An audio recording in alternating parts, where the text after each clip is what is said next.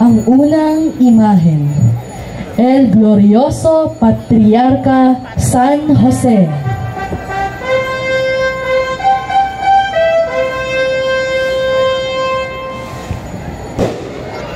Bagamat si Maria ay nagdadalang tao, lalang ng Espiritu Santo, tinanggap pa rin ni Jose si Maria at pinakasalan. Si San Jose ang pangalawang ama o ama-amahan ng ating Panginoong Jesucristo. Siya ay itinuturing na patron ng mga manggagawa. Senyor San Jose, ipanalangin mo kami, kasama po ng El Glorioso Patriarca San Jose, ang kapatiran ng poong San Jose ng Imus.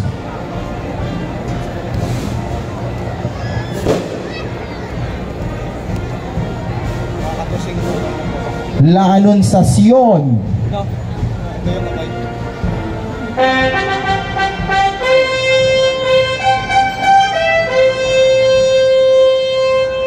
Ang katotohanang ipinapahayag at ginuginita sa unang misteryo ng tuwa ng Rosaryo nang sumapit ang takdang panahon upang magkatawang tao ang manunubos. Isinugo ng Diyos ang anghel na si Gabriel sa isang dalaga na ang pangalan ay Maria upang ipahayag na siya ang nahirang ng Diyos upang maging ina ng kanyang bugtong na anak na si Jesus. Nuestra Señora de la Asunción, ipanalangin mo kami.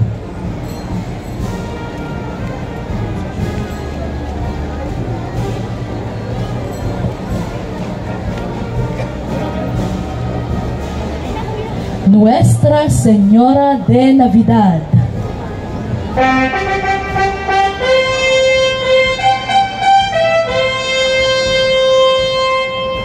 luwalhati sa Diyos sa kaitaasan at sa lupay kapayapaan sa mga taong kanyang kinalulugdan. Ang awiting narinig ng mga pastol sa parang mula sa makapal na hukbong makalangit. Daglian nga silang pumaroon sa Bethlehem, kung saan natagpuan nila si Maria at Jose at ang sanggol na nakahiga sa sabsaban. Nuestra Señora de Navidad, ipanalangin mo kami.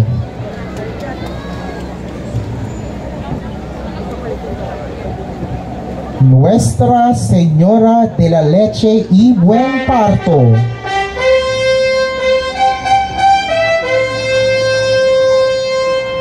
ang larawan ng Nuestra Señora de la Leche y Buen Parto ay nagpapakita kay Maria habang pinapasuso ang batang si Jesus. Ang larawan na ito ng mahal na ina ay isang maningning na simbolo sa pagiging ina ng mahal na birhen. Ang Nuestra Señora de la Leche y Buen Parto ay patrona ng mga gustong magkaroon ng anak at mga nananalangin para sa ligtas na pagdadalang tao. Nuestra Señora de la Leche y Buen Parto, ipanalangin mo kami. La Sagrada Familia,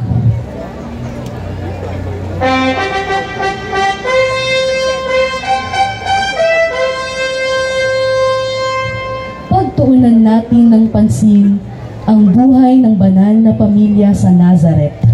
Ang buong buhay ni Jose at Maria ay nakasentro sa batang si Jesus. Tulad ng bawat ordinaryong bata, si Jesus ay lumaki ng payak at may matinding pagpapahalaga sa kanyang ama at ina. Sa loob ng pamilyang ito, mayroong pagkakaisa, kabanalan at pagmamahal.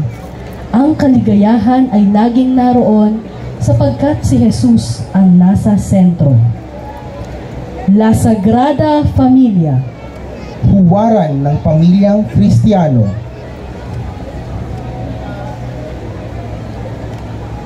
Madre del Buen Pastor,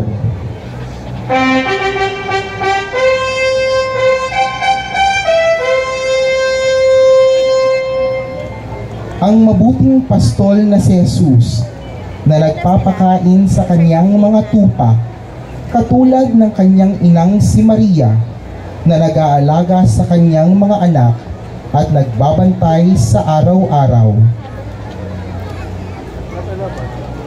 Ina ng mabuting pastol, ipanalangin mo kami.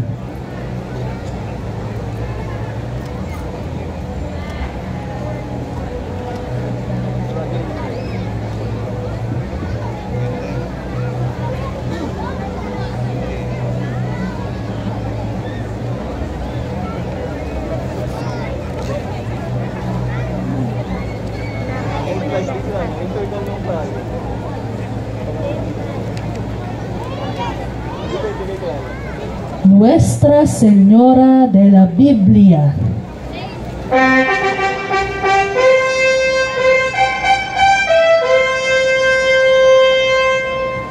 Ipinapakita ng representasyong ito ng mahal na Birhen ang tagpo sa unang pagmimilagro ng ating Panginoong Hesus.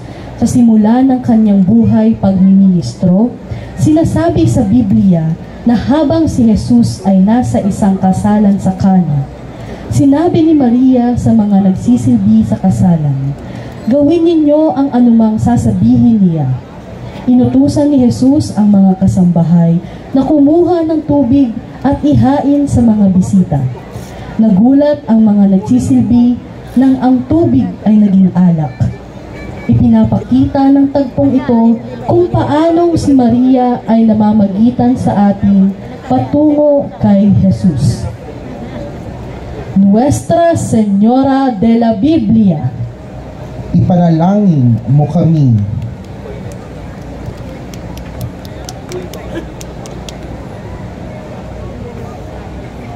Mater Dolorosa,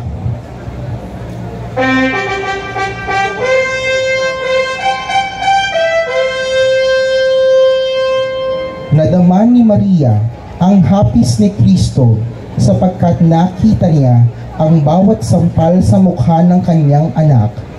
Nakita niya ang walang awang paghampas sa haliging bato.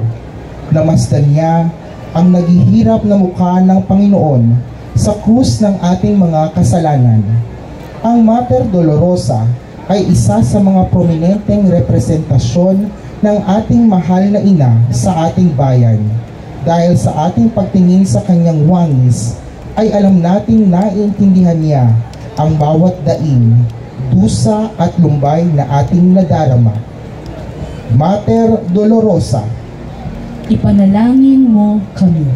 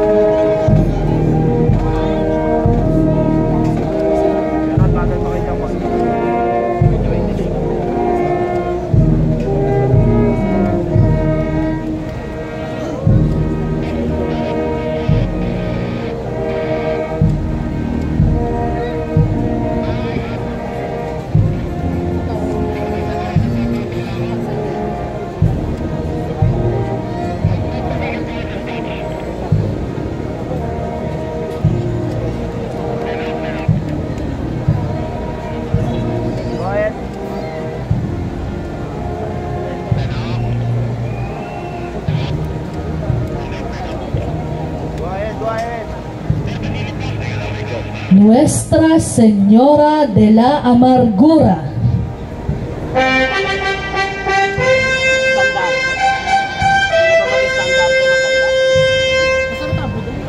Ang ina ng kapaitan.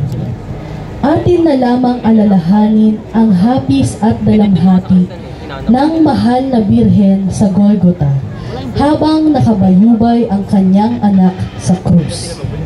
Kung paanong puspos ng kapaitan ang puso ni Maria, puspos din ito ng pag-asa sa muling pagkabuhay. Si Maria ay isang ehemplo ng katatagan sa kabila ng mga kapaitan at pagsubok.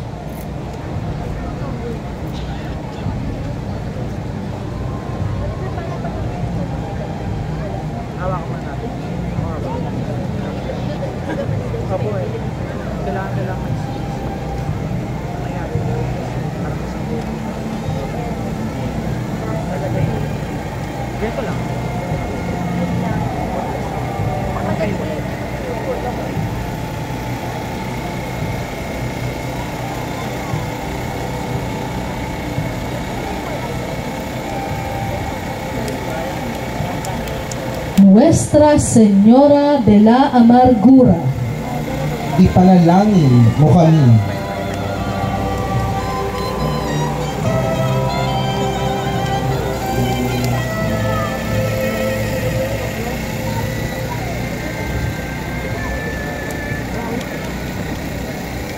Mater Angustia.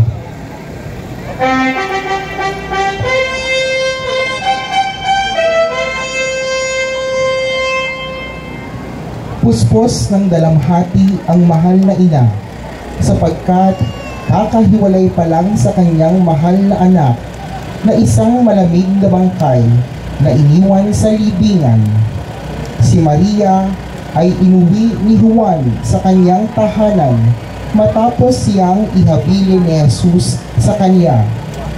Hapis at lungkot ang nangibabaw habang buong pananabik nilang hinihintay ang muling pagkabuhay ni Jesus sa ikatlong araw. Mater Angustia. Ipanalangin mo kami.